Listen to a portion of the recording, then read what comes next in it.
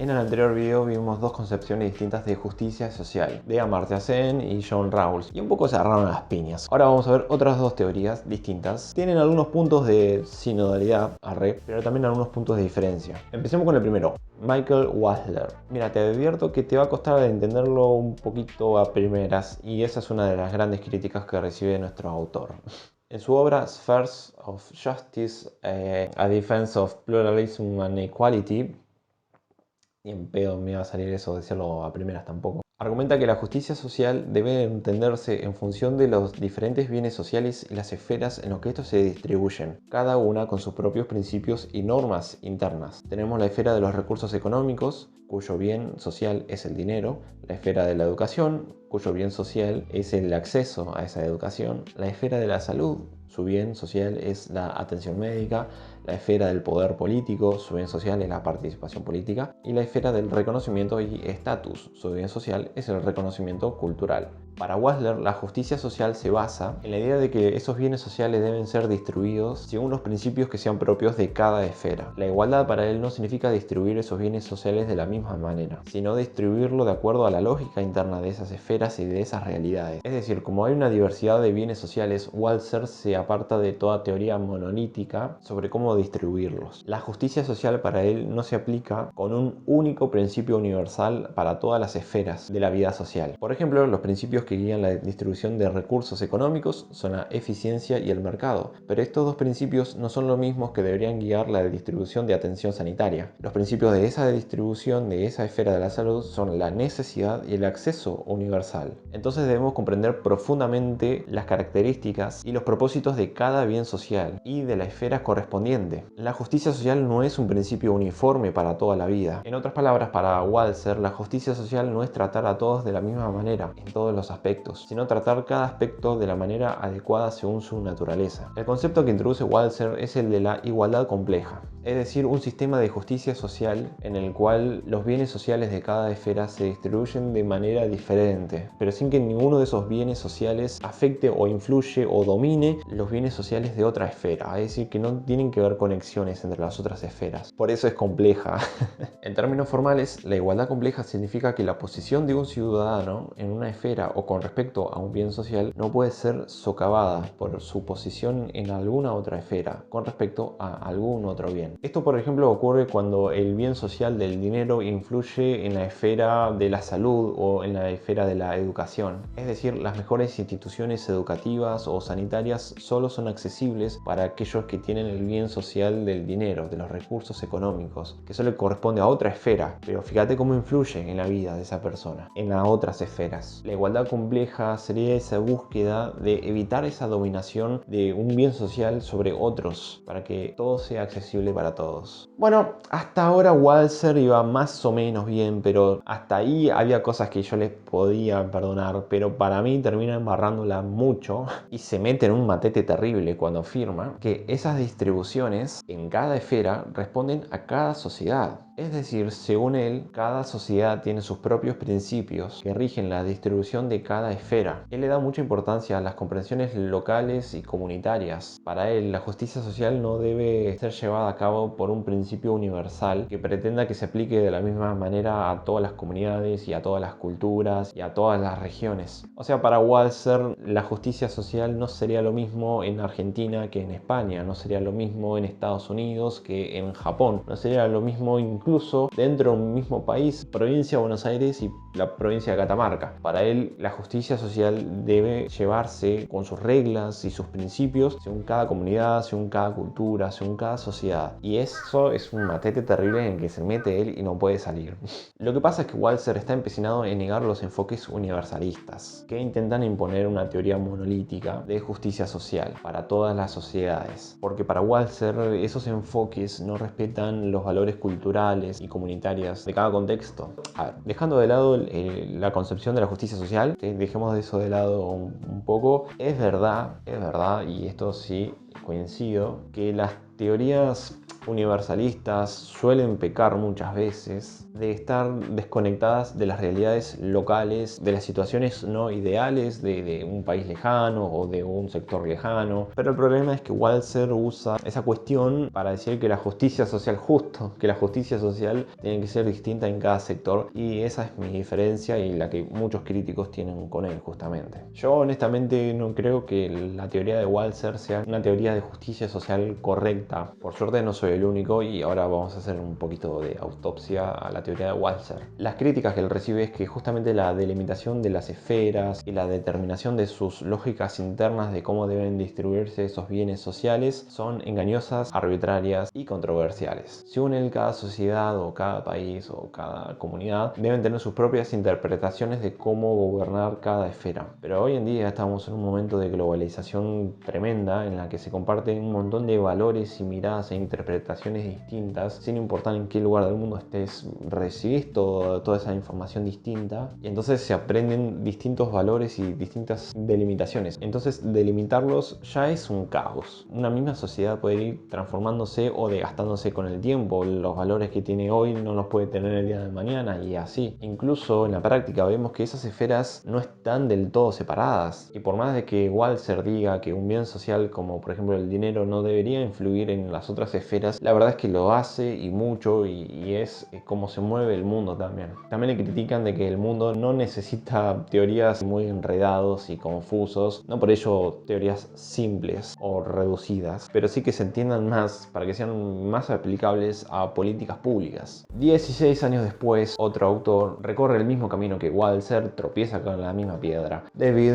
Miller. En su obra Principles of Social Justice. Ay, mi inglés está horrible hoy, muchachos y muchachas. Miller coincide algunas cosas con Walzer. Él también coincide de que hay más de un principio de justicia social y que no todo se resume en un mismo tipo de distribución. También niega que todos los principios de justicia social puedan ser aplicados en todas las sociedades. También va en contra de este sentido universalista, ¿no? De igual manera que Walzer, pero más moderado, afirma que las tradiciones y las circunstancias locales de cada comunidad juegan un papel importante a la hora de definir y pensar la justicia social. Ahora bien, los principios que él sugiere que deben guiar la justicia social son igualdad, necesidad y mérito. Con el principio de igualdad, todos deben ser tratados de la misma manera y tener acceso equitativo a recursos y oportunidades. Pero Miller afirma que la aplicación de esa igualdad puede variar según el contexto y la circunstancia. Como que no hay una igualdad para Miller.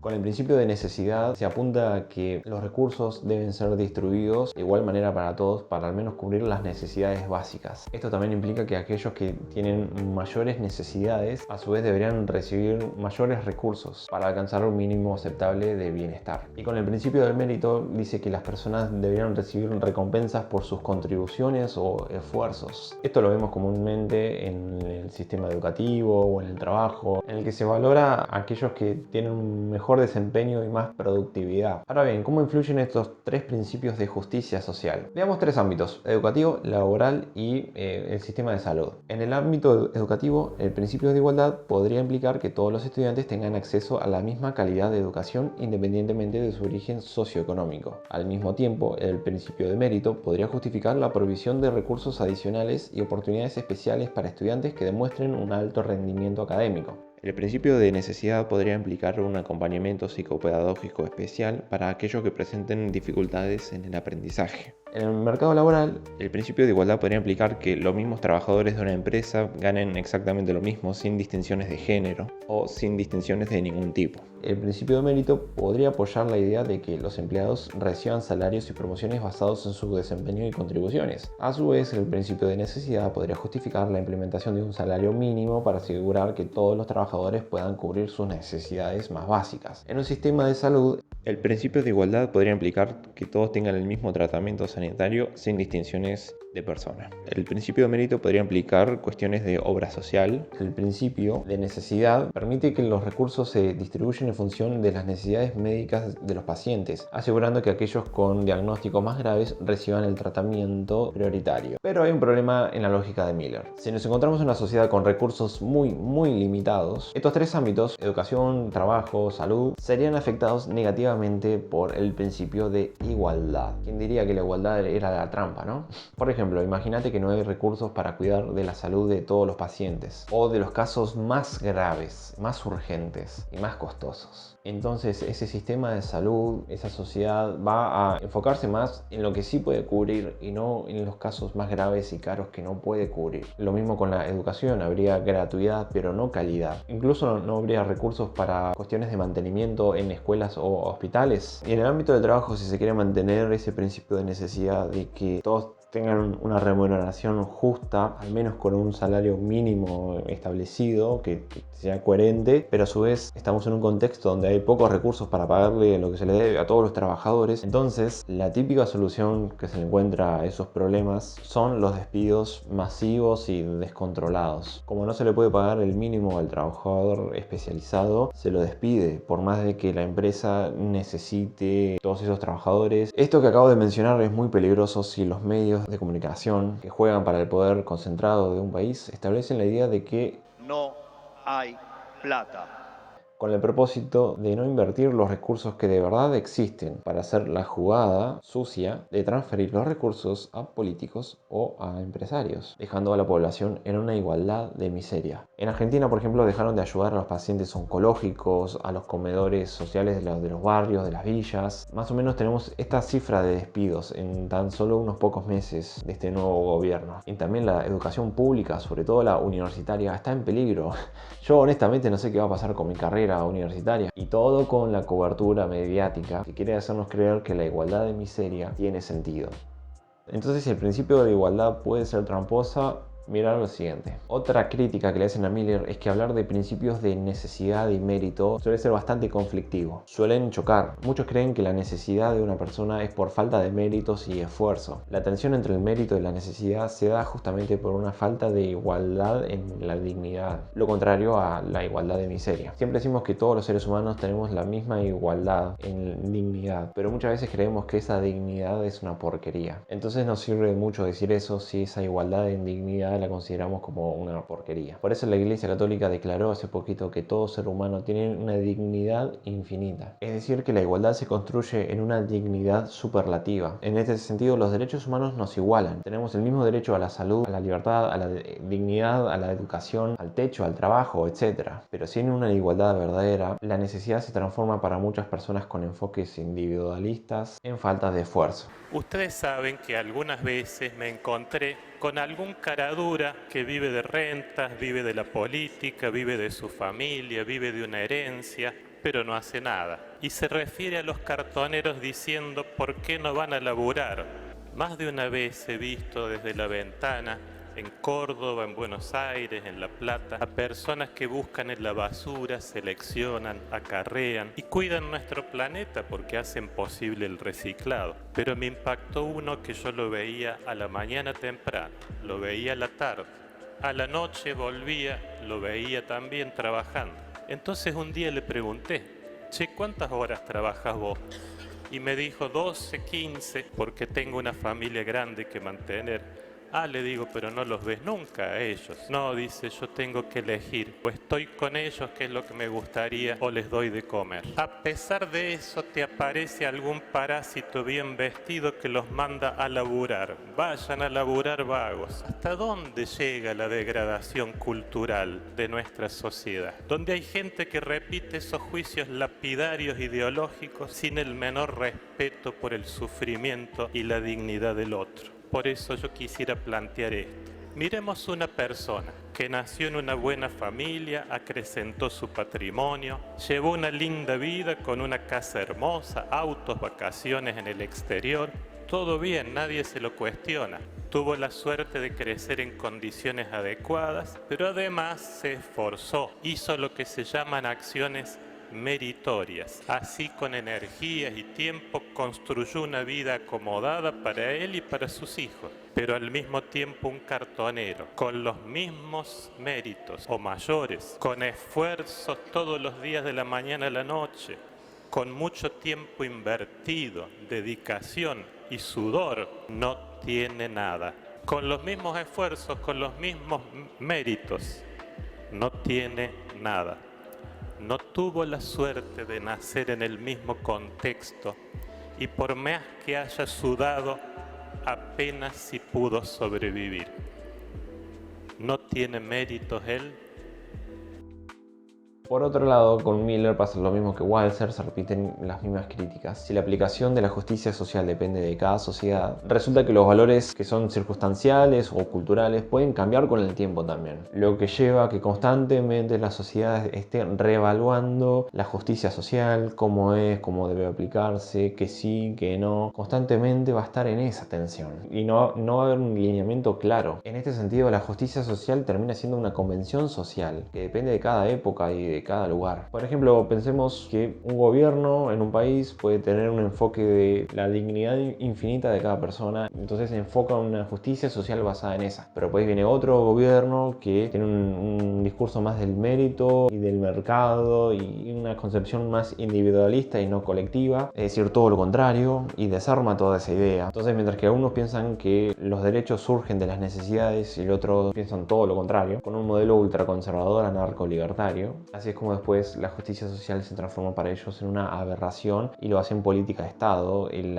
ataque contra la justicia social. Por eso mismo, para que ningún fascista destruya el sentido de la justicia social, existe la Constitución Internacional de los Derechos Humanos, superando así los cambios culturales de cualquier sociedad. ¿Saben? Miller, aunque sostiene que los principios nacionales de justicia social son fundamentales y que no se tienen que dejar llevar por principios universalistas, no puede o no se anima a negar la importancia de una visión internacional universalista. Básicamente él dice que hay principios de justicia social que son internacionales y que cada nación debe seguirlos, pero con sus propios matices. Por eso dije hace un rato que es una versión de Walzer, pero más moderada. Pero honestamente a mí no me convence ese razonamiento y a otros tampoco. Es como decir, puertas afuera seguimos las líneas coherentes de justicia social, pero puertas adentro hacemos lo que queremos, aunque sea bastante injusto.